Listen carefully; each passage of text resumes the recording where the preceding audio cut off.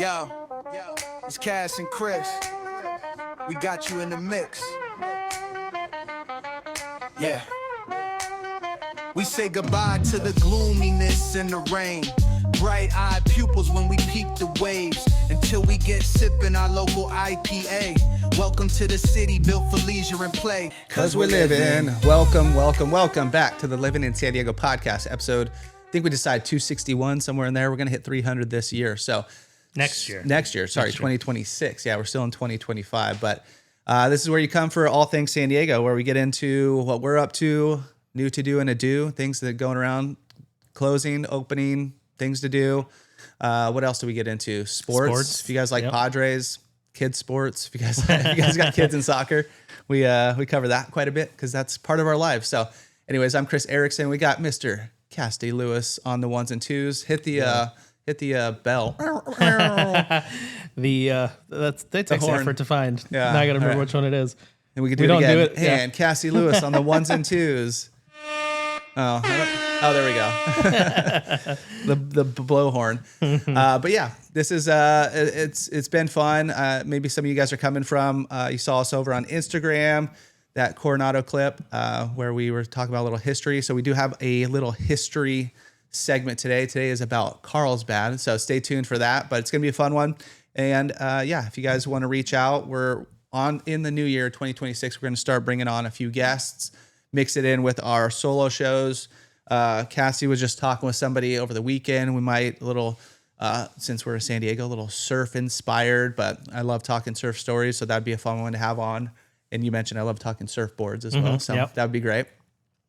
And we're going to work on that a little bit. If you guys have anybody, maybe it's even yourself, who might want to hop on the podcast, hello@livinginsandiego.com, LIVIN in San Diego. Yep. No G. We dropped the G. No G, yeah.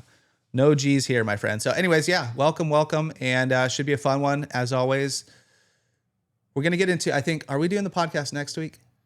We could on Thursday, probably. On Thursday. Is that New Year's Day? I don't even know. Ooh, if it's New Year's Day, that'd be tough.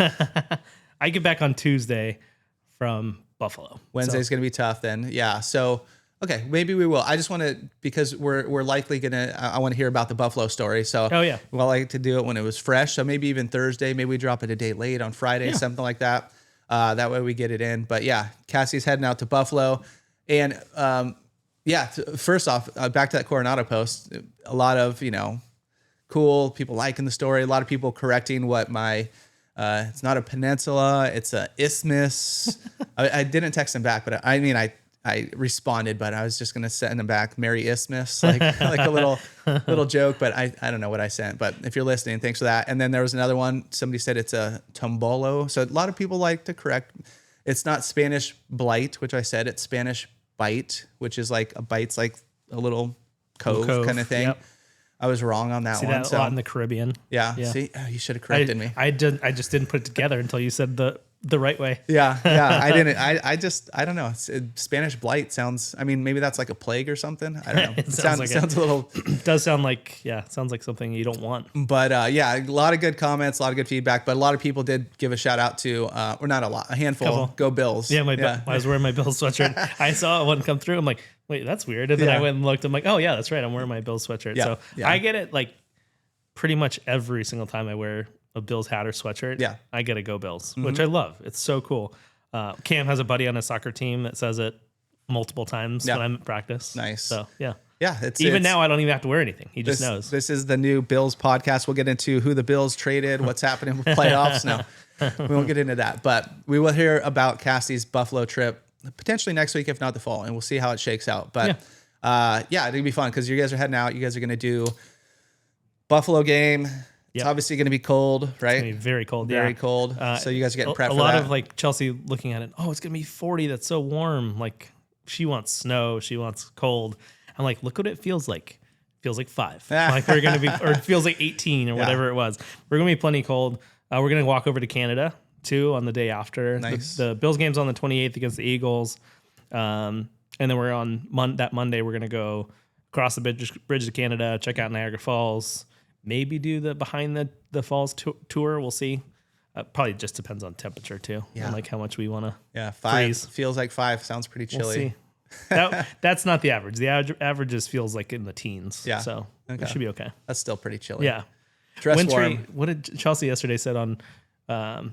It had a phrase like wintry weather or wintry something instead of like possible snow. Blustery. No, it wasn't that. It was like a mix of what it would have been snow and or sleet and or rain. It was like all of the. It could be any of those things today. Maybe a little mix of all those. Yeah. Sounds fun. Yeah, we'll see. We got some weather coming here to San Diego too. So Merry Christmas to everybody. Happy Hanukkah. We're just got done with Hanukkah. Christmas is this will drop on Thursday, so it'll be after Christmas. But hopefully everybody survived the flood Yeah, that we're gonna have. I talked to a handful of dads yesterday that are very excited about a whole bunch of snow coming to the West Coast too, and Utah, I guess, is getting slammed in this storm too. So I think Mammoth was barely open. I don't know about Tahoe, but probably similar. Yeah, and now I they're saw getting a few clips on Instagram Yeah. of like it'd just be walking through dirt and then they pan up and it's a little bit of snowfall here and there. Yeah. You know, I had some coverage, obviously probably blowing it on there, but fake snow. But this is the real stuff is coming. I think 7 feet is projected in Mammoth. So That's a lot of feet. That's not bad. Yeah. I watched, there's this guy on YouTube, he's been popping up. He just does the California weather updates. And yeah, they showed the snow accumulation and just started like, you know, just north of Tahoe and then it just comes all the way down the Sierras and just boom, boom, boom, boom, just started getting, I guess, blue, darker blue, whatever. I don't know what colors it was, but what color is my jacket, by the way? I don't know what color. And it is like, blue. Like heather blue and darker blue. Okay. Yeah. If you guys don't, this isn't my normal attire, but I inherited this from my cousin. So shout out to Scotty, but it's my new running jacket. So I'm going to go running after this podcast. And Chris is also colorblind. That's why he's asking me the color. Yeah. I have a bunch of different flavors of blue on. Yeah. And then maroon socks. Maroon socks. Yeah. These are, I was going to tell you, you need to get some, I think these are wool socks, but I also got some alpaca socks that have been rocking recently. They're nice and cozy, but also they don't get too hot. So I like them. Yeah. But for your Buffalo snowy Road, weather. yeah. Yeah. Got to get them. Yep. All right. Weekends. How was the weekend? It was, It's like the first weekend in a long time with no sports. yeah. You don't hear that much from you. No. And I think it was the weekend before we had a baseball tournament all weekend. This weekend, we went to see Zootopia on Friday night. Nice. Super fun. Number two? Number two. Yeah, Yeah, I think our Zootopia boys 2. went a few weeks ago. Yeah. Yeah. It was very entertaining, very good. Yeah. Definitely recommend it to anybody that likes animated movies. I just like the trailer where the sloth pulls up. Oh yeah. What does he say? Like, hey, He asks him if he could drive him somewhere, and he goes, "No problem." it's a sloth, right? Yeah, Or a turtle or he's something? Yeah, he's Okay. a sloth. Yeah, flash, 100-yard dash is what he calls him. But yeah, it's really fun. If you like the first one, you'll love the second one. Yeah. A lot more voices. So like, the boys really excited about one they didn't even mention to me, but John Leguizamo has a small part who does Sloth from Ice Age. I can never remember his name, but Short Round from Indiana Jones is the voice of the snake, Gary the Snake. Gary the Snake. The Rock has like, I think, one line in the movie. Yeah. He is, I think it's a rat or a weasel that gets stuck in a tuba. Like, that's literally his one thing. So yeah, it's pretty cool. All the voices that they got in there. I'm looking up how much did The Rock get paid for For just one line. for what was it? Zootopia 2? Yeah. I wonder if it'll tell me. It'll probably say, well, I don't know. I don't know how detailed some of those contract things get, or if he just did it for fun.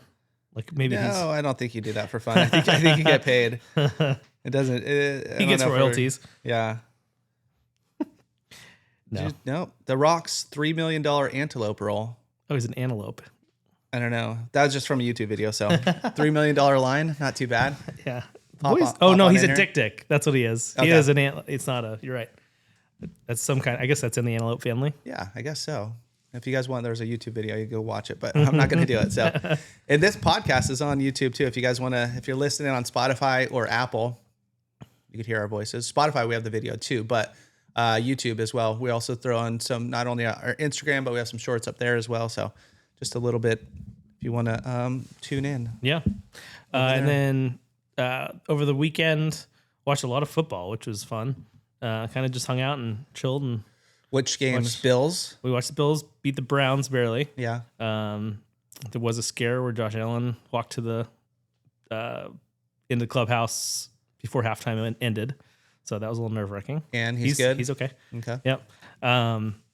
His teammate said his limbs would have to be coming off for him to not go out. Is he a big dude? Like, he's a big dude. Okay. Yeah, he's a big dude. Yeah. But he hurt his foot, like something, and feet are weird. Yeah. So was it him? I think I saw on an Instagram post. He was 11 years sober. Did you see I don't that? know. And then he turned 12. I don't know if it was he was him, on. but something Yeah, like that. He did say that in a podcast. Yeah. He's got some really funny. If you like Google Josh Allen one-liners, he's got some really funny lines. Yeah.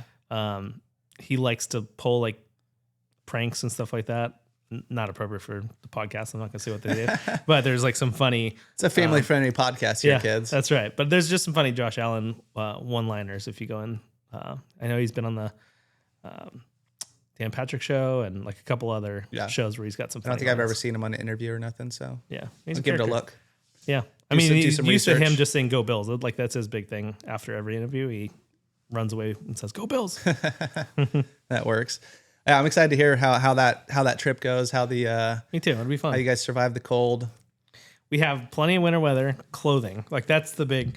Chelsea's done a really good job. Like you have to pack a whole extra bag just for that, right? For sure. Yeah. And we're bringing on like I didn't think about this, but remember the scene in Cool Runnings where they get off the plane in Canada and they go outside and they're wearing like clothes from Jamaica and they go back in and put on like all the layers of everything they had. Yeah. So Chelsea's like, let's bring a duffel in just in case bags get lost with scarves, hats, gloves, things like that. Like on the plane. Yeah.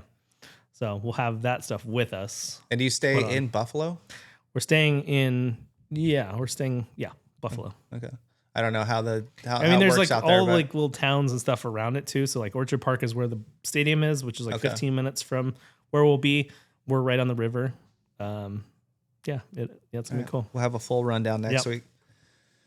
Looking forward to it. Yeah, it'll be cool. Hear a little bit about. I know this is the Living in San Diego podcast, but we always like to talk about trips too. We went to Oakland last week, like places you get from here that are, I mean, I bet less than 3% of our viewers have thought of Buffalo.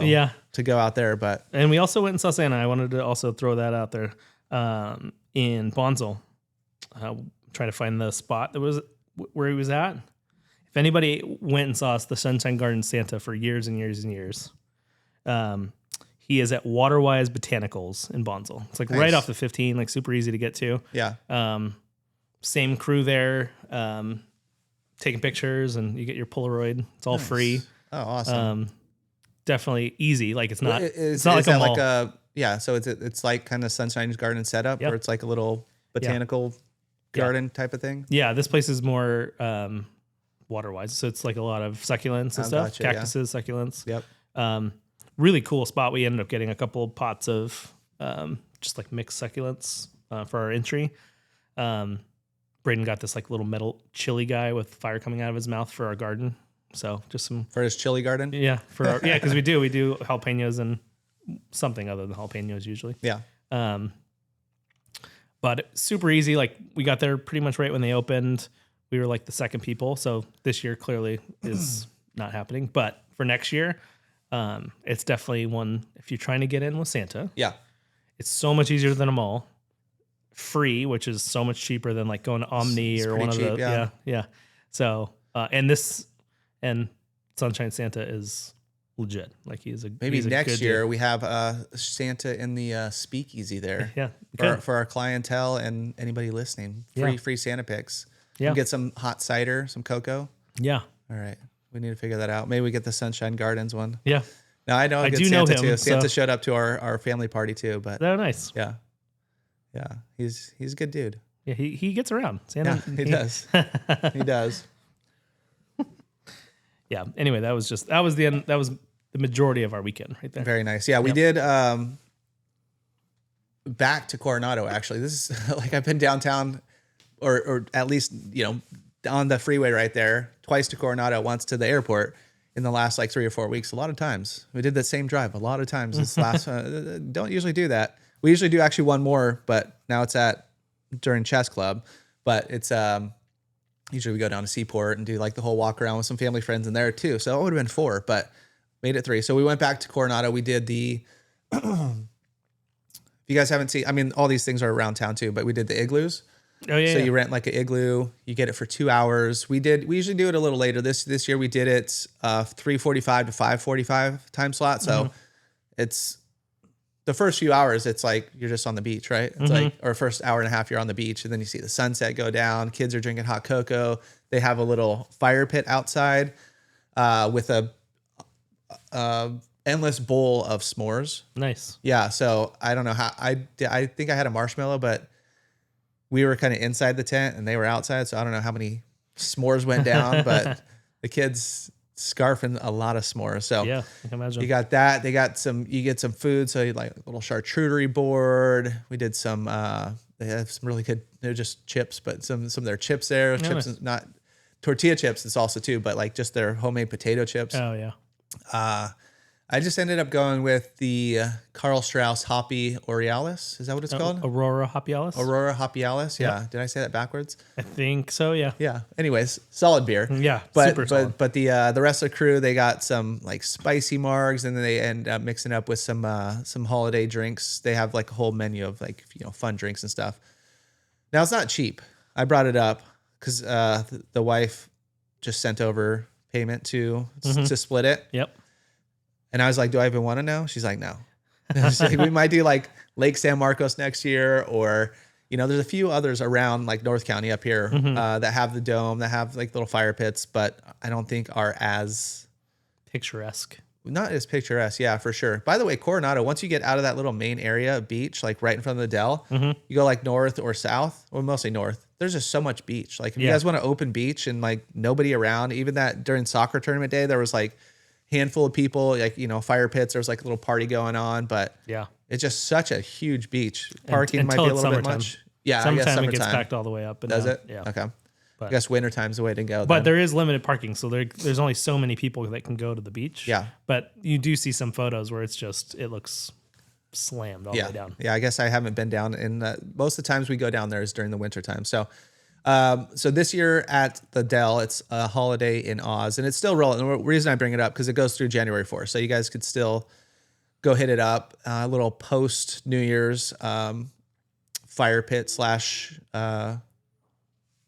igloo, I guess they are. Yeah. But they have a bunch of stuff. So skating, we didn't do skating this year because last year Lincoln did skating and it was like, you pay all this money, you do like one lap, and then he's like, Over it. I'm done. Cam was over it last year too. So Yeah. Braden Did you guys do it at Dell? Yeah. Okay. Yeah. But Braden probably did 40 laps. The Chelsea and Cam's like 3. Yeah. So Is it super packed? I mean, it's always packed, it was but crowded. yeah. Yeah. it's like if you're just learning to ice skate, you're like, You have to share the rails with everybody. yeah, I need a little space. Dude, this one girl was on the ground and another guy, like she slipped and her hands down, like almost, Watch your fingers. almost cut her finger off. I was like, oh my God. It would have been gnarly. But anyway, this is a rad venue, right? Like Right on the ocean. you got the Dell in the back, you got the ocean in the other side. Just even down there too, they have like the little taco stand. You get a drink, picnic tables on the sand right there, which was rad. Yeah. They do have the Frostbite Lounge, so if you want to rent if you ice skating, they have like these little side pits where you could rent those. A new thing this year, and this is crazy expensive. Definitely didn't do this, but Nobu on the Knoll dining experience is like this big old wooden whiskey barrel or something like that, and it's got glass on either side. It's got a little table in there, and it's like sushi and sake and all that kind of stuff. But you're like in here and you're overlooking the beach, but it's like your own private restaurant. Interesting. Yeah, I think that one was, let's see here, Nobu on the Knoll. You could do Nobu Barrel Experience. It's $934. Gnarly. 3-course Nobu meal. So you get some favorites. You get the Alaskan miso black cod. You get some shiitake salad, and then you get some rolls. You know, tuna roll, avocado roll. How long has Nobu been at the Dell? I didn't even know that was a Fairly thing. fresh. Yeah, Okay. that's because last year they didn't have it, so I think they had to have come in this year at some point. Wow.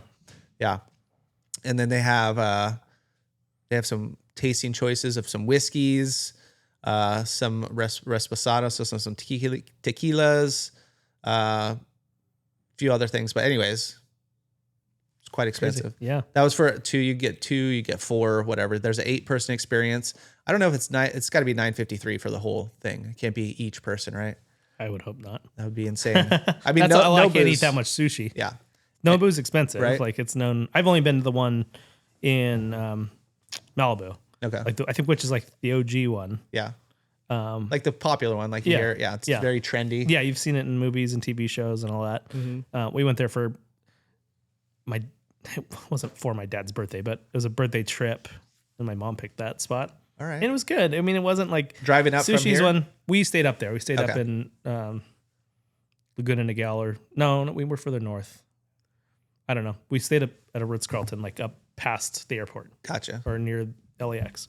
Anyway, so we went there, but the food's good, but it's still sushi. Like it's not like it.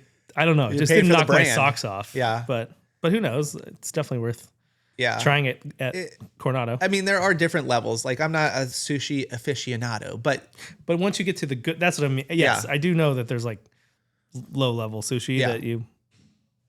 that's like production sushi. Like I'm not a grocery store sushi guy, I've done it. I've done it for sure. Don't get me wrong. but it's not like I'm not going to seek it out. Yeah. And I know there's restaurants that are not like super high level, but like once you get to a good sushi spot, like the fish is really good. Kato Sushi in Encinitas. Anybody goes there? Places. It's like a little small restaurant right in a little strip mall. There's actually a new spot. Maybe I'll bring that up next week. In new to do in Adieu. It's called Ernie's Deli. I'll get a little more info on that, but it's like a little Italian. It's like a wine bar. They have. We'll get into that next week. But anyways, back to Coronado. So igloos. You could do the igloos. This is what we did, and there's probably I don't know. Oh, that says right here. There's 10 igloos. So, anyways, you get different time slots. You could do like 3:30 to 5:30, 3:45, depending on when you're doing it. But take the holiday festivities for your private beachside igloo, featuring plush indoor lounge seating. Last year we did it a little later, so we did have a little heater in there. You could be all warm. This year was warm enough. So, anyways, you get unlimited s'mores, water, access to the a la carte menu, but there's still a minimum. So if you do Monday through Thursday, the minimum for food is $200. Friday, Saturday, Sunday, $250. But where's the cart? Let me see. I mean, not the cart. But does the that cost. include booze too? Yeah. Okay. It's all. Oh, it goes towards the minimum. Yeah, but it's not.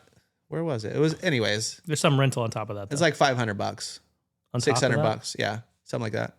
Plus your 200 minimum. So, anyways, if anybody has any other ideas, like I said, Lake San Marcos up there, let me know the cost on that. Oh, maybe let me reserve one. That's what I'll do. $345. Let's reserve it. Oh, that's Christmas Eve. Let's do it. let's do it on the 27th. That's gonna be more expensive. Cart number 7. Reserve it. And it is $600. So minimum not included. So you're looking like $800. Got it. I mean, plus however much food you get. So Yeah. definitely not the cheapest. Plus Coronado, geez Louise, that place is expensive. But I'm surprised how many people are down there. First off, I mean, it's Christmas time, this and that. But we went to the little light show. It's Wizard of Oz themed, so they're playing, with the trees and stuff up there. That's free. Cool. It's like every 30 minutes they do have a bar out there and this and that. But Yeah. I don't know if it's worth hanging out for a half hour. They do like fake snow, and it's whatever. I think it's worth going down there once. I mean, maybe not even every Christmas, but like once. Like we've done it. Like this year we didn't do Christmases. it. Yeah, we didn't do it this year. Yeah. We saw the light show like the first weekend it was on from a distance, so we couldn't even hear the music. Yeah. And last year I think we saw Santa there and did ice skating. Oh, nice. But it's a big to do, and for me it's the parking is an absolute nightmare. Yeah, we have So- this little parking structure. If you go on the far side of the Dell, like right off Orange, you pull in, it's just this underground parking. Mm-hmm.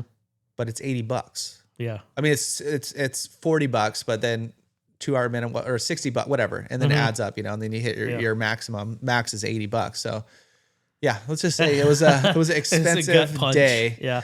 But it was, those things are pretty cool. They're actually pretty rad. We had a good crew, good people that we were with, so it was super fun.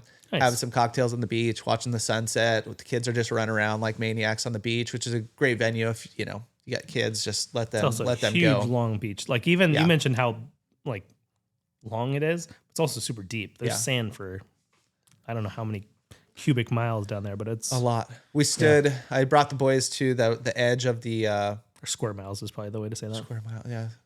Square Cubics feet. would be the You'd be building up. yeah. That's like concrete. Like, Yeah. I brought them right on the edge of, if you look on Google Maps at that beach and you're looking down, it says Coronado Beach on the dunes, right? Mm-hmm. Coronado Beach, CA. But if you go right to the edge of it, it just looks like ice plant and just hills, and you can't really tell. But once you go to Google Maps, check it out. It's pretty rad. So anyways, I would fly my drone there if it wasn't going to get shot down. Oh yeah, you're right. In the, In the flight path. In the flight path. We did see a big cargo plane coming in. The other day we saw during the soccer an Osprey coming in, so it was pretty rad. But yeah, you're right. Yeah, you would definitely get shot down. There are a few like on. I mean, it's very hard to find. Like before, when we mentioned Coronado in our YouTube videos and stuff like that, trying to find like footage of. But there are a few. Obviously, they got clearance at some point to do like a few drones around the Dell or up the beach. Yeah. But there's it's the tourism board got it or something maybe. Yeah. It was very few and far between. Let's just say that. And then we also had our family Christmas party. So over my folks moved into their new spot, and one thing we did, whatever. It's a family. It's great, awesome. But we did play a game, Family Feud. Right. It was. My mom just split the room. You guys are on this side. You guys are on this side. And it's just no buzzers or whatever. Just yelling out, right? We technically lost. But I think we won. There was shenanigans. Yeah. Let me ask you this. Is Family Feud the one where you survey? No. Yeah. It's a survey. Yeah. Survey top. Everything was basically top 7 answers. So it was like top Christmas songs. And some of them... they were not top. Like oh, what one didn't make it? There was something like Jingle Bells, obviously one of the tops, but like the Mariah Carey song, "All I Want for Christmas," wasn't on there. Didn't make it on there. You're like, dude, it's like the top song always. It's got to be the top, right? Yeah. But these were kind of like old school, like we didn't know them. So, anyways, you guess first. If you guess, the other people, if they guessed, like if you guessed and you were number 3 top answer, and they guessed they were 2, they get to play, right? Yeah. And then did a few rounds. Third round was like double points.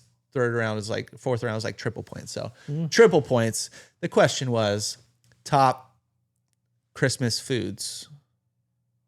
What were they? I mean, ham is always one that's up there. Ham. I think that was maybe number 1. Number 1.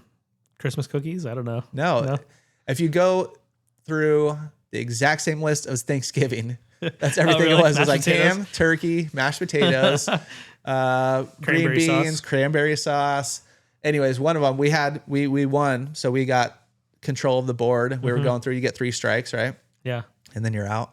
And so we went through them all, and we said, we had mashed potatoes. We said, is it mashed potatoes and gravy, right?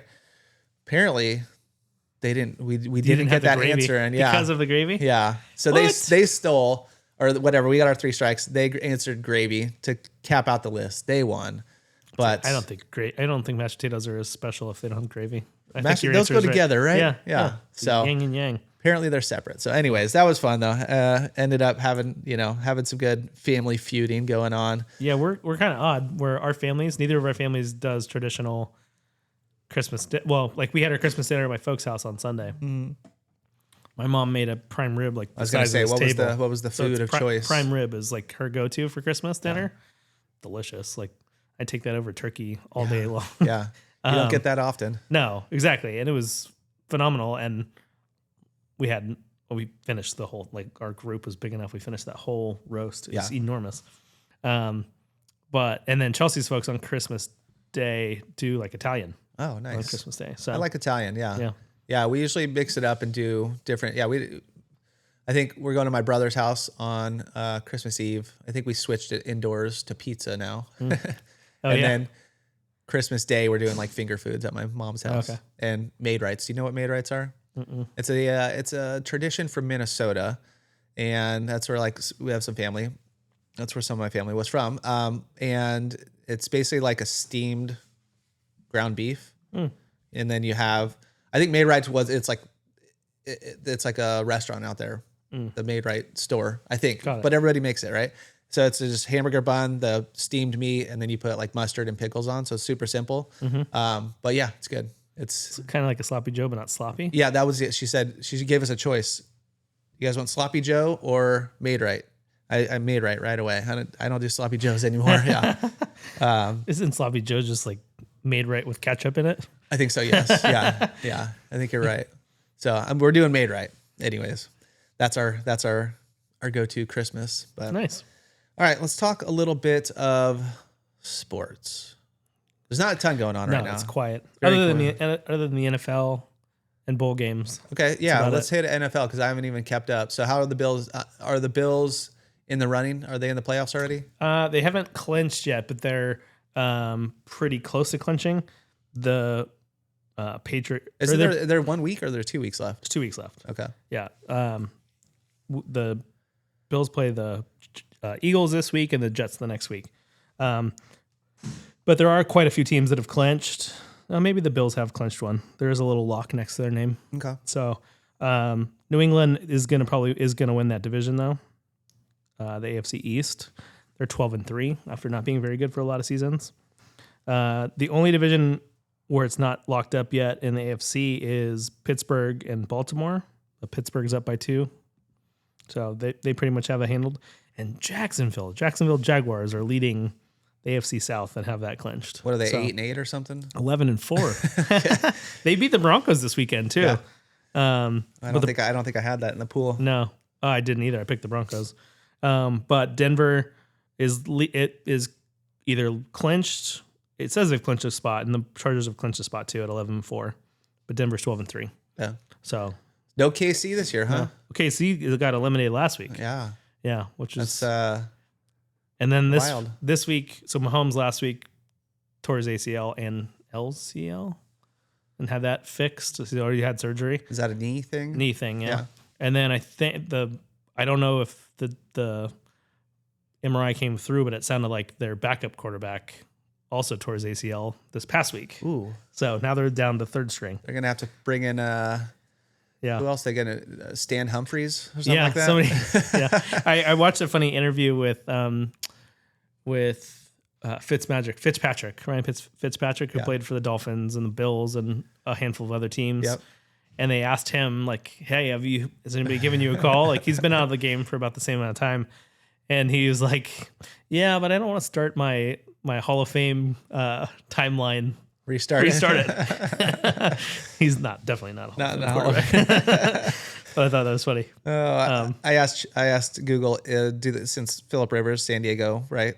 Do they still have a chance? It says, yes, the Indianapolis Colts still have a chance to make the playoffs, but it's extremely slim, around 1 to 3%, requiring them to win their final 2 games and have the Houston Texans lose their final 2 games, plus win some tiebreakers. Yeah. Especially after a recent loss from the 49ers. Yeah, that was they last, lost that was last night. Yeah. Okay. And it was even close. It was close for a while, and then it wasn't. Okay. I think I saw at halftime they were going in. It was like 17-24 or something like that. Yeah, it was close. And even they were making a run. They were down by 2 touchdowns, and they were driving and had an opportunity, and Rivers threw a pick 6. So I know. Typical Rivers, man. Yeah, that's right. I know. Eagles have clinched on the NFC side. That whole division is awful. Dallas is out of it. Washington's out of it. And New York Giants are out of it. Chicago has clinched a spot, but hasn't locked up the division yet. And then the NFC South is awful. They will be an 8. There will be an 8-8. Actually, now there's 17 games, so there'll be some kind of either barely winning record or losing record. Making the playoffs. Yeah. Yeah, that usually happens every now and again. Yeah. And if you're like in that division, you're like, oh, dude, we still have a chance. Yeah. They were never out of it. Yep. And then NFC West, Seattle and the Niners are going for those top spots. But actually, even the Rams. So that's the best division in football, probably. What's the other, like 11-3, 11-3, 11-4, 11-4. They all have 11. I'm gonna have to go with I'm a Niners 12 and fan 3, for 11 that. Yeah. Be a Niners fan for the week. Yeah. So anyway, that's the NFL update. All right, another Padres news. So the Padres, this is the most recent trades. The Padres made their first big move of the offseason, bringing back Michael King to a 3-year deal. Critical signing in the rotation that needed an arm like King, where we have Pivetta, Musgrove's coming back, Hughes probably out, probably retiring. Yeah. We lost Dylan Cease. He got a big contract. Stupid. From Toronto, right? Yeah. 7 years. Yeah. Wow. Insane. Wow. That's cool. Good for him. But yeah, so we still have we'll have a good top 3 starting rotation, then kind of filling in. See who comes after that. They were saying some like the knuckleball or Waldron, maybe like a number 5 or kind of like a rotating number 5. But they followed it by adding a star KBO infielder Sung Mon Song, though that deal has not yet been finalized or announced by the club. I think it's finalized now, is it? I think so. Here's what the Padres need, according to Kevin AC. No, this is AJ Cassavell. Oh, Cassavell. The Padres need more in. I don't know.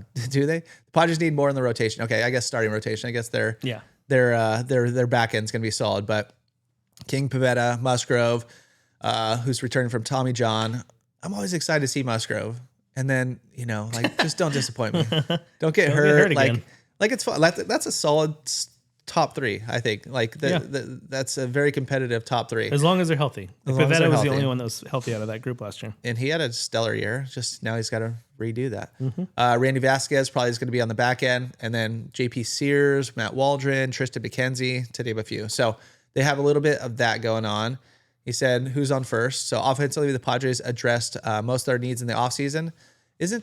Can't Ryan O'Hearn play first? Like, isn't he? But he's a free agent also. Oh, is he? Did they not even sign him yet? No. Who? Oh, Ramon. I guess he's on a longer deal, right? Lariano. But there were trade talks with Lariano too. Okay. At the trade, they added Ramon Lariano and Freddie Fermin. Presumably, they're starting left fielder and catcher. They added Gavin Sheets just before the season, and he looked like their DH or at least a strong side. But a couple minor question marks on the bench. So first base, obviously, Song. They're saying he's traditionally second or third, so he could fill in for Machado, maybe bump Cronenworth over to first, but not a true like Arise is obviously out. Ryan O'Hearn hit free agency, so we shall see what happens there. So those are the two big, the first domino of how many. Here's a totally plausible scenario for the offseason. The King signing is San Diego's biggest move of the winter. Preller adds another bat at the back of the rotation arm, perhaps in a minor trade, perhaps in the shallow end of the free agent pool, but the roster is mostly already set. I would say you're probably right on that one. But if you were to make a move, it stands to reason that it would be a deal for the team's biggest strengths, its bullpen depth. So I don't know. We'll see what, maybe we'll get the other guy, the Japanese guy. Am I? You have to fight us for it. I don't. He's going to be really. He's going to be. I mean, close to the Cease numbers. Yeah. I mean, if I had to guess, which there's just a lot of teams that don't like signing multi-year deals for starting pitching. Yeah. Because they just don't. Like the last one that they were just talking about this in a podcast I listened to for the Giants, they signed Barry Zito to like a 10-year deal. Yeah. And had like 2 good games in the playoffs out of those 10 years. Yeah. So, and only pitched for like 3 or 4 of them. So it's just, it's a risk. It's a big risk. It is. Like I would never see, like if the Giants signed Cease to a 7-year, over $100 million deal, I would have not been happy. Especially because he's okay. 7 years, that's a long time to stay healthy, to continue, dominating and being competitive at least. And I don't know, how old is Cease? He's probably I think he's 29 or something like that. Yeah. But like, think about how many starting pitchers have 7 good years in a row. Yeah. Even when they're like 22. Like other than like Scherzer, Verlander, who's pitching right now, who has pitched for Kershaw? Kershaw pitched for a lot of years. Yeah. And he had good. He looked like an old man out there. No, he did definitely this season. But other than those like 3, like there's not these pitchers just don't last as long as they used to. Yeah. So like I get like signing a pitcher to like a 7-year deal when he's 22. Yep. Like lock him in to be a. Well, then if he has a few good years and you need to make a move, then you push him out. Yeah. And, take up that contract. But but I don't know. We'll see. I trust me. I want the Giants to get him like big time. Yeah, because he wants to beat the Dodgers. That's like my favorite. So he's got to go NL West, right? Like, yeah, but like I don't think the Padres will pay for him, and I don't think the Giants will pay for him, and the Diamondbacks aren't going to pay for him. Maybe last year the Padres would have paid for him before their potential sell. Yeah, maybe. We'll see. So he's linked to the Cubs, they have Imanaga already. And you said he has to like the 4th or 2nd of January. So we should hear soon. Yeah. So we'll see. Breaking news: Padres just picked him up, coming across the wire. All right. Well, any more sports? Nope. I think that's it. Any big? I know the college playoffs are happening right now. Yeah, I'm not that locked in. I don't know. I didn't even know. I watched some bowl games. I watched Oregon play the other day. I watched a couple other games, but like nothing's been super exciting. Yeah. Guess we'll watch the finals. It's not even called the finals. What's it called? Championship, national championship game. We'll watch the finals. Yeah. All right. How about some new to do and adieu? Any of you new viewers? This is our segment where we get into something new opening around town, happening around town, new developments, new restaurants, something new happening around town. To do, pretty self-explanatory, and then adieu, something we're saying goodbye to. I'm going to tell you, if this is your first time listening, this week is pretty weak, but it's also a weird week. This is like the lull in everything, like a lull in business, a lull in all that stuff. So yeah, not much happening during the holidays. Not much. Okay, but we do have a new. So like I said, it's usually something new popping up. So I was looking for a new beer or new brewery. I mean, there is one. It's a little bit, I think, not Kearney Mesa. Where was it? I don't know, down south a little bit, but I like to keep it north since we're mostly North County. But this is new, but it's new ownership. So Milton's Deli. Have you been to Milton's? No. Yeah. Where's Milton's? Right off Del Mar, or right off Via de la Valle. Oh, okay. Yeah, right by Flower Hill Mall. Yeah, that's right. Anyways, Milton's is changing ownership. So growing up here, going to the track or going down in that area when we were living in San Marcos or, anywhere driving through, when I used to do my pool route, you see Milton's, you're like, oh, that's been here forever. Guess it's only been since 1995, which is pretty much forever for us, right? Yeah, but I see it like it's like 70s, 80s kind of thing. But it's the longstanding Jewish deli and community landmark is getting ready for a transition. So the ownership group is transferring or scheduled for early 2026 with Gilbert Frank and Salvatore Ercolano set to acquire the business. According to San Diego Magazine, the duo operates iconic eateries and currently owns several established restaurants across San Diego. I wish they mentioned them in here, but they did not. I wanted to hear what other ones they run. Yeah.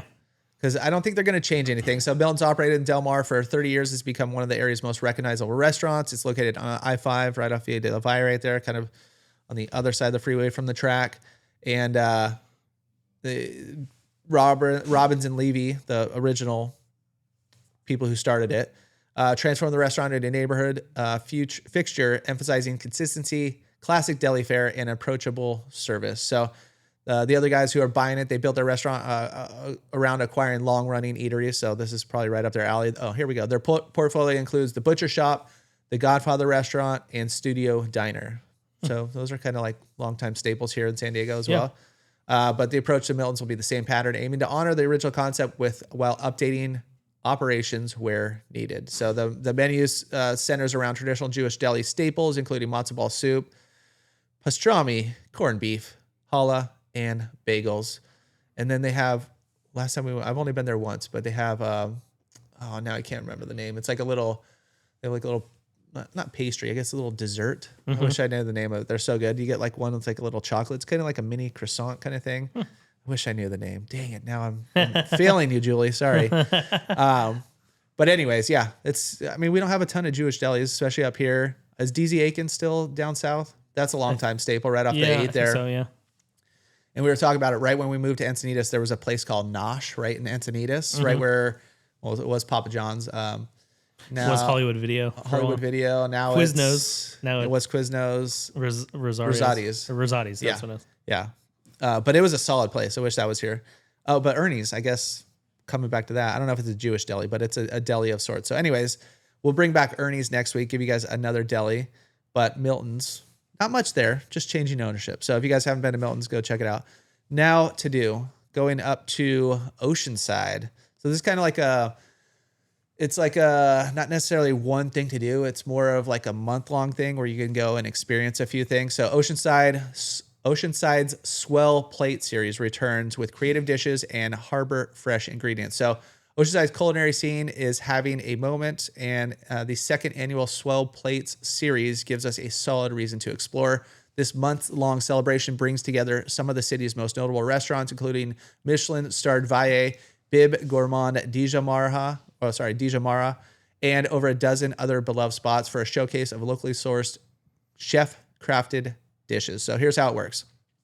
Participating restaurants create a special Swell plate that captures Oceanside's coastal spirit through ingredients like harbor fresh fish, produce from South Morrow Hills farms, and handcrafted local spirits. So keeping it all within Oceanside. I mean, there's some farmland out there, you know, like that's, you don't think of Oceanside as having a ton of farms, but I mean, when we were showing those properties out, I think it's Morrow Hills, right? What's the community called? That new community? Something Greens? No. Something Farms. I don't remember. North City Farms.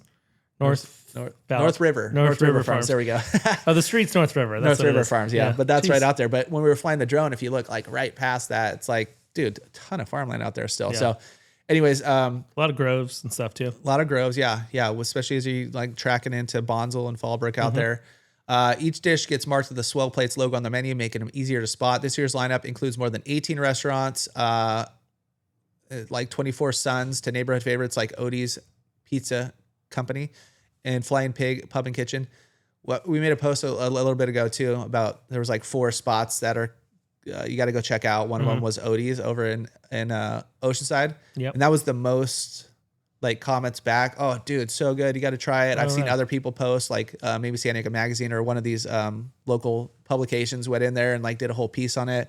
And this like sourdough pizza, and then he's making it's got like a, dude, I was talking to my sister-in-law about like a sourdough starter. Do you know how those work? Kind of. They're weird. I don't know. It's like it's a living this one has a creature. name too. Like my sister-in-law's has a name, and it's like, I just don't understand how it doesn't go bad, or I don't get it. Like, but you just keep it in your fridge, and then you take like a little piece of it, and then like it grows. I don't know. It's very weird, but it's like a whole thing. Anyways, they have their own starter. It's many years old. So you also have the Privateer and Frankie's are also mixing up the special. So anyways, you go in there, you could do, just try these local fresh dishes. And then they have new food tours and passport perks. So this year introduces Swell Plates food tours running Saturdays and Sundays.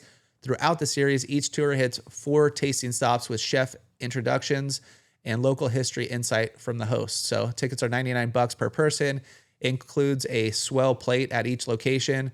And for those exploring on their own, grab a Swell Plates passport at the California Welcome Center or any participating restaurant. So I think that's pretty rad. Go check it out. Go check out a few different spots. It's going from January 14th through February 11th of 2026.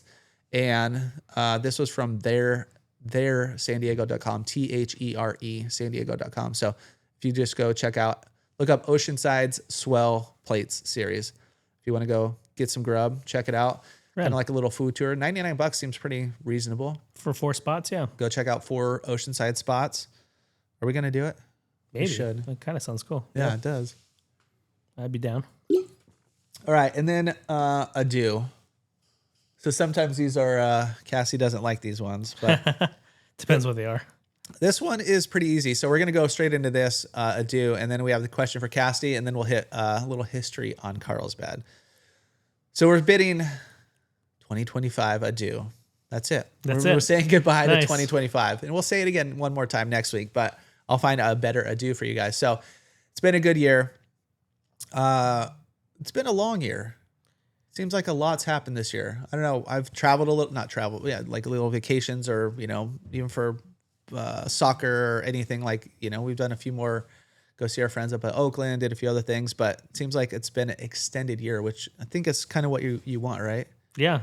Yeah, I feel like it flew by. So yeah, it's still I would going. prefer We still have like a whole week left. I know. Yeah, you're right. Tell me why. Why do you think it flew by? I don't know. It just seems like every week's busy, every weekend's busy. It just seems like it's been a busy year. Yeah, and so that kind of just. I wish we could do like stats for you, like how many weekends were sports or like how many hours on the soccer pitch, how many hours coaching. How many hours showing homes? How many hours podcast? Like, I guess if you break it down like that, it would be a very long year. You're like, dang, dude, that is a lot. Yeah, I agree. Yeah, okay. And for me, the baseball field always flies by. Yeah. So like a lot of that. For like me while you're out there, while I'm out there, always. Oh, that's so the opposite of me. Oh, really? I don't know. I like turn around. I'm like, oh my god, it's the 5th inning. Like, what's going on? Unless you give up 11 runs in the first inning. Yeah, it can be tough. What about practices? They fly by for me. Really? Yeah. When I first started coaching, I felt like practices lasted forever. I'm like, how do I, and this is T-ball. I'm like, how do I fill an hour? Yeah. And now it's like, oh, we can't fit enough into 2 hours. Like now it's almost tougher to squeeze things in. Yeah. Like when you're trying to like get better, like that's what maybe where it changes the mindset from like rec. You're trying to get like incrementally, like tiny little bit better. Yeah. We're in club, like on our Riptide team, we're like, we have to get better. Yeah. Like big moves. Yeah. Big Not shifts. a little bit beyond the fundamentals Right. and a little digging in a little bit, little nuances here and there. Exactly. More stuff to practice. More stuff to practice, more to focus on, more to learn. Yeah. Like that's the big thing too, is now it's like here, yes, we know how to hit, you know how to field, we know all that stuff, but like, where does the right fielder go on a when they're backing up something? Like there's so many of those like nuanced things. You need to teach our softball team that. Yeah, we do. Yes, we should. Of course, one of the people that I would be teaching is one of the ones that also helped me out the other day trying to teach the kids. So I'm like, really? Like, so, but anyway, yeah, it just is, for me, it just flew by. It was a great year, but it went quick. Yeah. Yeah, it was. Real quick, one other thing back to do before we get into this, because I got the question for you. New Year's Eve. So the next Wednesday night. Yeah, the next podcast will be after that, right? Do you guys ever? Is it always at home? I just remember when we were younger, we, like in our 20s, we went to a few. It's like New Year's party. It was like a big thing. You do all that. Now it's like watch New Year's at 9:00, or if that, or who even cares? Just don't even watch anything. But one year we did one of the big parties over by, what's the hotel? I don't even know if you know it, but right across from the airport, there's like a is it a Hilton Harbor Island? I think it's a Hilton, something like that. But we did the whole, But that's Harbor Island is right there. Okay. Yeah. Yeah. We did the harbor, like get tickets and go do that. And they had multiple rooms and done that before, DJs too. and there's like 80s room and, hip hop and this and that. Stayed down there. It was fun, but thinking of it now, it's exhausting. But I didn't want to do a whole list. What do you guys usually do for New Year's? And so we're usually home. Yeah. We usually watch the ball drop at 9. I can never remember or forget, or we always forget of like what's live, what's not live, like why. Yeah. Because there's like delays on some things, and it's or you even watch hard it to again. find, like now. the 9 o'clock, like you have to go through back channels to find because they want it delayed, so they're not showing it on even like YouTube and stuff like that. Yeah. It's like it should be easy to find. Right, like, exactly. I mean, watch the New Year's ball drop at 9. Yeah, and who knows? So this is the first year in a long time where I had a buddy text and say, "Hey, are you guys available on New Year's Eve?" And I'm like, "Yep, we are. We get back on the 30th. Like we'll be around." And I keep asking him like, "So what's the plan?" He's like, "Oh, I haven't figured out anything yet." So we might be at home. Yeah, we might be at home, or we might be hanging out with them. We'll see. Here's something we're going to be hanging out at home. We already got our little champagne bottle. We'll probably do like a few years ago we did like a progressive meal or whatever, like just meal throughout the day. Like I'd make something and then we'd kind of go throughout, and we did like beer tasting with it too. This year is probably just some champagne and whatever. Kids get some cider. But my sister, I was talking with my brother-in-law. They're doing they're up in South O. They do a progressive, so they start at like a different house. I think last year, or they skipped last year because the previous one was a little hectic. So they kind of gave it a break. And it sounds like there's new people this year. So you go to every house, you have like an app, have a dessert, or not a dessert, have something to eat, have a drink, whatever, a few drinks, whatever. And then you go to the next house and kind of hop around 4 or 5 houses.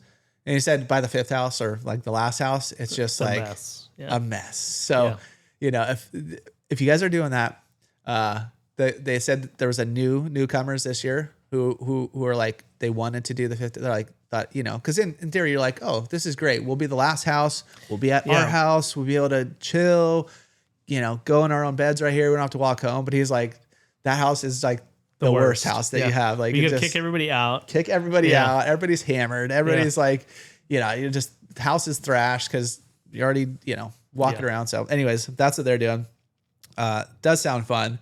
Yeah. But we've done one, not for New Year's, but we've done one in the past and it was super fun. But yeah, I don't want to be the last house ever. I don't think when we did it, I don't think our house, did we have to do anything in our house? I think we were just like an add-on, like where we didn't have to crack a White Claw or something. Like, here you go, guys. Yeah. I don't think we had to host. there was enough houses like where we didn't have to be one of the ones that hosted. Nice. So it's like that works out. that's the way to go. That's even better. Yeah. That's the hack. I think it's been a long time now, but All right. The question for Cassidy. So I don't know where I heard it. I heard it on a podcast, some business guy or whatever. He asked his kids when they go to bed, what was your rose and your thorn? So I would do it like when the kids were a little bit younger. Now we'll do it randomly here and there. If they still want to chat, they'll ask me, like if they're not ready to go to bed, Dad, what was your rose and your thorn? So for 2025, what was your rose and your thorn? You get the concept, right? Yeah. What's the good? What's the yeah.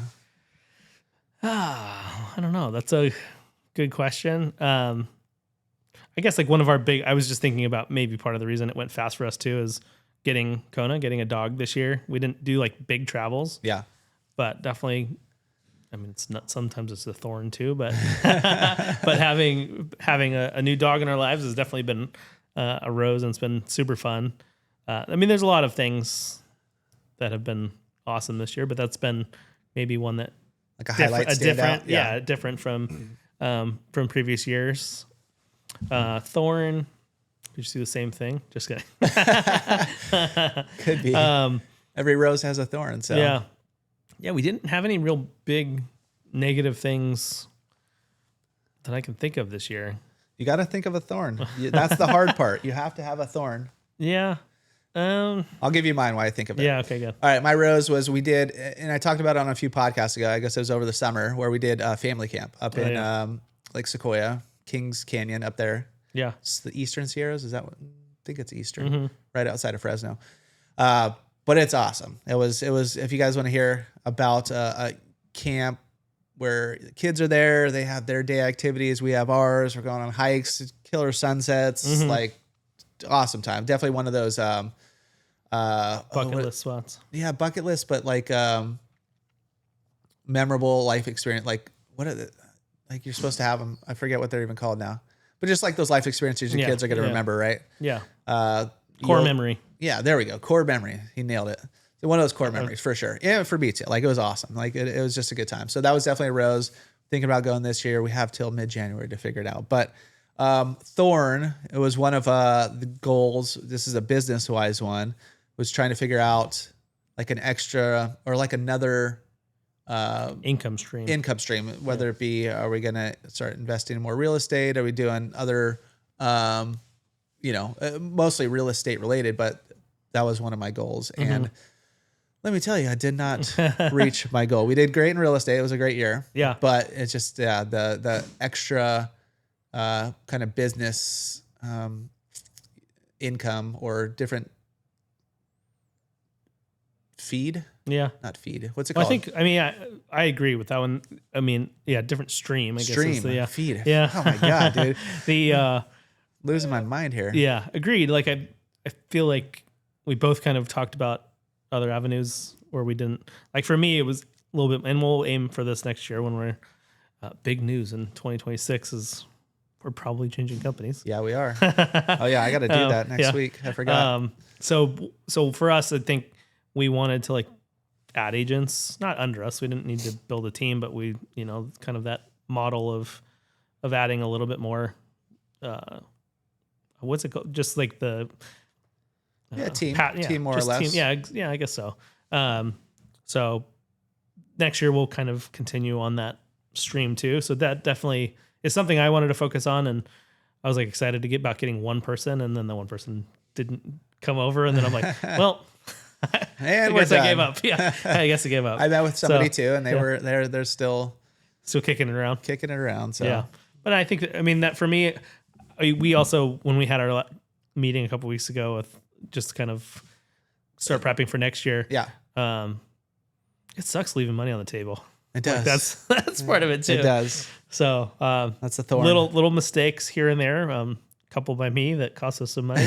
let's have that not happen next year. Yeah. Well, we're good. We're already starting off ahead because last year we had to invest in all this equipment for our podcast studio. Yep. We're up and running already, baby. So, I'm excited to have some new people on too. Yeah, me too. Sitting in this seat here, or I don't know how we'll do it. Yeah, that's probably the best way. Have to figure I can out see both. Yeah, I guess we'll have to figure that out. We'll do a dry run, but all right. Now this week in San Diego history. So Carlsbad's miracle mineral water. This is the story of how Carlsbad, California got its name. Have you tried the mineral water yet? I have. Okay. Not. One of the coolest origin stories in North County actually starts with a well. So back in 1882, a farmer named Captain John Fraser was drilling for water on his land near the coast. And now what is Carlsbad? Instead of just hitting water, he struck something unexpected. The water that came out was packed with alkaline minerals, and according to Fraser, it completely cured a stomach ailment he had been dealing with for years. That got his attention. So he did what anyone would do in the 1800s. He sent samples of the water to labs in New York and Chicago. I don't know if anybody would do that, but they did. So the results came back showing the mineral makeup was nearly identical to the famous healing waters of Karlovy, known at the time as Carlsbad with a K, one of the most famous spa towns in Europe. That discovery put his little coastal area on the map. So Fraser started bottling water. So it came from that area. I think it's now in the Czech Republic. It was in a different area prior. I had a different name. I don't have it on my list here. Sorry, guys. But Fraser started bottling water and selling it across the country as Carlsbad mineral water, marketing it as a cure-all. Not long after that, a Grand Victorian hotel was built right next to the well, so visitors could drink and bathe in the water just like they did in Europe. Health seekers traveled from all over, and the town itself was eventually renamed Carlsbad in honor of its European counterpart. And kind of Carlsbad's similar today, right? Still health conscious, like pretty active lifestyles for Carlsbad folk, and they definitely love the water. For a while, Carlsbad was basically a wellness destination before wellness destinations were a thing. But like a lot of stories from the era, the boom did not last forever. The Great Depression forced the well to shut down, and over time it was forgotten and lost. Fast forward to 1955 when the well was rediscovered. It took decades and a lot of effort to fully restore it, but a key figure in that revival was Ludwig Gregorius, Nice. who was actually born in Karlovy Vary and later escaped communist Czechoslovakia. That's a hard word to say, especially reading it here. He played a major role in bringing the well back to life and helped establish its as a sister city relationship between the two spa towns. So by 1995, the mineral water is flowing again. Today, you can still explore it for yourself at 2802 Carlsbad Boulevard. There's a public self-serve water station where you can go fill up your own bottle with the same alkaline water that put Carlsbad on the map more than a century ago. Guess how much a gallon is? I have no clue. Last week I said $3. It was great. That was a great guess. So that was part of the story. Let's say $20 for $20. It's about $1.20 a gallon, or sorry, $1.40 a gallon. And there's even a bronze statue of Captain Fraser on site. So often called the water wizard, holding up a cup of the very water that helped shape the city. So all it started with one well, one strange discovery, and a belief that water could change lives. And in a lot of ways it did. Hence the name. That's where we get the name Carlsbad. So nice. Yeah, there we go. Now you can get the water at Costco.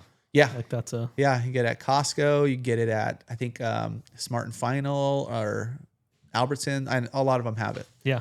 But still, a lot of people trek there to get it. They go get their big water jugs. You see it on tables all across San Diego, North County especially. Mm-hmm. Just a big glass water bottle sitting on the counter. We should probably try it at some point here. We just probably, I will. Maybe at the grocery store. I'll just get a bottle for us to taste test. And we'll just see. Just our minds are blown. Yeah. I remember we not dissed. Did we diss the water? At some point on the podcast, yeah. I don't know if we dissed. Or we just didn't get the whole. Yeah, it wasn't. It's not our thing. And we have a buddy on our softball team that swears by it. So yeah, I mean, it's definitely going to be better than the tap water I'm drinking out of my tap and filtered through a Brita. But yeah, it's just a whole trek. It's like maybe if I lived closer up there. Yeah, I don't know. There's not very many things I would travel that far for. Yeah, but like you said, you get it in Costco and stuff now too. Yeah, like I don't even know if I'd trek that far to get like really good beer, let alone really good water. You would. You go to Bergen. Yeah, but it's not that far. Yeah, you're right. It's half the distance. Yeah. But anyways, there's the story of Carlsbad from the city of Carlsbad with a K. So nice. There we go. All right. Well, let's leave them at that. I think that's all we got, guys. Hit us up. Hello at Livin' in San Diego, LIVIN in San Diego. I'm Chris Erickson. We got Cassidy Lewis over there on the ones and twos. And we got your back when knowing on what's going on here in San Diego. Peace.